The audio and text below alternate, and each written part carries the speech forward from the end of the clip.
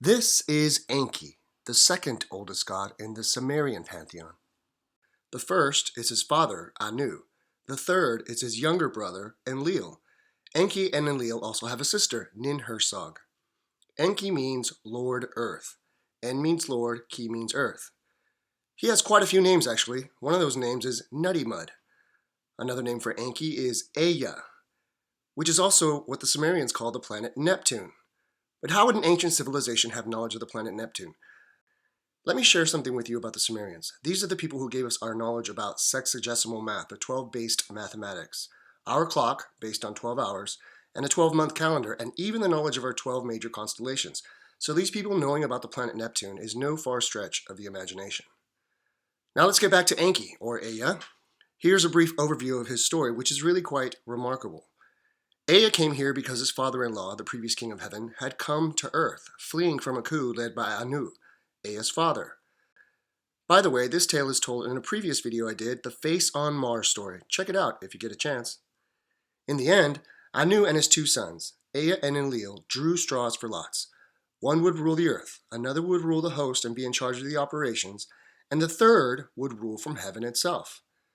Now, as well as this story, the Sumerians also have something called the Sumerians' Kings List. According to that list, these gods came here about 300,000 years ago. I do believe Ea is the first name on that list, after kingship had descended from heaven, Alulim.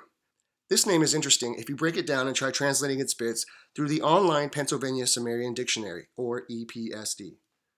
For example, the first part of the name Alu means ram. Here is an image of Enki riding on a ram, or rather standing on it. This will become more relevant at the end of this video, so let's get back to the story. Ea was given charge over the earth, according to the Sumerian mythology. Thus, Enki, Lord Earth. But why doesn't he show up in the Bible, you might be asking? I'll get to that. But I'd like to point out that the story in the Bible, specifically Genesis, is very similar to the Sumerian stories, except God, capital G, is separated into gods, little g. The Bible calls them Elohim. The Sumerians call them Anunnaki, which is where the word angel came from. An from Anunnaki, El from Elohim. According to the Sumerians, Ea engineered humanity. Fashioned is what they called it. We are, after all, created in their image. Actually, it is said that he did this with the help of his sister, Nin-Hersog, and one of his sons, a god called Nin-Gish-Zida, who some argue is also the Egyptian god Thoth, the god of wisdom and knowledge. I'll show this in a moment. Apparently, so the story goes, these beings, the Anunnaki, came here to mine for gold and other precious metals. But a group of miners working night and day for thousands of years, well, that became hell for them. So they staged a riot at Enlil's house because he was in charge of the operation. So Ea decided to fashion a helper, mind you, not a slave, to do the endless job the miners had. It worked. The first humans were created using a mix of their godly DNA and the DNA of earthly hominids. Thus, we exist. The first race of humans was called the Adamu, as in Adam from Genesis. In other words, the Bible took the creation of one race and simplified the story to be of one man and one woman, Adam and Eve. Now, the Sumerians relate that the first race of humans, the Adamu, were the color of dried blood. Interesting detail. Take a look at this chart of dried blood. It gets pretty dark. In other words, the Adamu had really dark skin. Like I said, it's just an interesting detail. It is also related that Nin-Hersog, Ea's sister, gave birth to the first male Adamu, and Ea's wife, Damkina, gave birth to the first female Adamu. After that, there was a troop of 14 nurses that gave birth to a whole new round of Adam. And then they did this 6 more times after that, each time with twins. That's 14 in the first round of births and 28 6 times after that, plus the first 2. So far, that's 184. 184 Adamu. Crazy, right? Some of the Adamu, or Adam as I like to call them, were sent to work in the mines, while a dozen or so was sent off to tend to Enlil's garden, the Garden of Eden. The Sumerians called it Eden. That's where the word Eden comes from. Now in the Bible, we all know the story, Eve is tempted by the serpent to eat the forbidden fruit of knowledge, which got them kicked out of the garden. But in the Sumerian version, the Adam were sterile because of the mixing of DNA from 2 species, much like a mule is sterile, meaning they could not reproduce. But Ea decided to fix that. Once they were no longer sterile, these Adam in the garden got to, know themselves, if you know what I mean. This was seen as an abomination to Enlil, so he kicked them out. It's very different from the Bible, isn't it? In other words, Ea is the serpent from the Bible. They say history is written by the winner, so what happened? It's interesting to think about, but it's also very important to know that Ea is also called serpent because it will be important for the next video I do about Atlantis, which should be fun. Ea has many names. So far we have Enki, Nutty Mud, Alulim.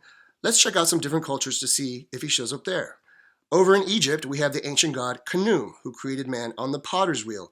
That's Thoth behind him, which correlates to the idea that the Sumerian god Nin-Gish-Zeta is the same as Thoth.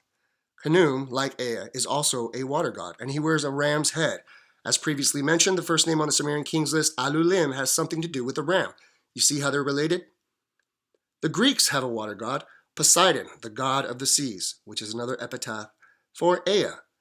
The Romans called Poseidon Neptune, just like the Sumerians called Ea Neptune, which gives credit to the idea that the Romans are an offshoot of the Sumerian culture.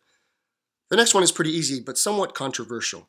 Over in the ancient Hindu culture, we have a similar god to Poseidon who wields the same trident, called Shiva. Shiva wears a serpent around his neck, which relates to how Ea is also called serpent. See how they're all connected? In the Norse myths, he is called Aegir, the old man of the sea. Last but not least, in the Christian pantheon of angels, he is called the angel Samael or Samuel, depending on the translation. Here's a bit about Ea's family. He was married to the goddess called Damkina, who was the daughter of the previous king of heaven. They had a son called Marduk, who eventually declared himself supreme over the entire earth. This caused a war. This story is the basis for the story of Lucifer. Marduk, Ea's firstborn son, is Lucifer. Again, history is written by the winner. Ea seems to have been a bit of a player. He has wives on every continent. This idea is retold in the Egyptian myths, with Khnum having many wives. He is such a player that it is said that he was the actual father of Cain. As Eve says in the Bible, "I have gotten a man from the Lord." Adam wasn't the Lord. The second son, Abel, was Adam's actual son. Supposedly, the first female Adam that was birthed by Ea's wife, Damkina, didn't want to participate, so Ea built her a house away from all of them. This is where the legend of Lilith comes from, as she was said to have seduced many men and then killed him, as well as seducing Ea himself. Crazy, I know. Ea is such a player that it is said he's the actual father of Noah, because he knew, as ordered by Enlil, his brother, that no one was to be saved from the flood except those of royal blood.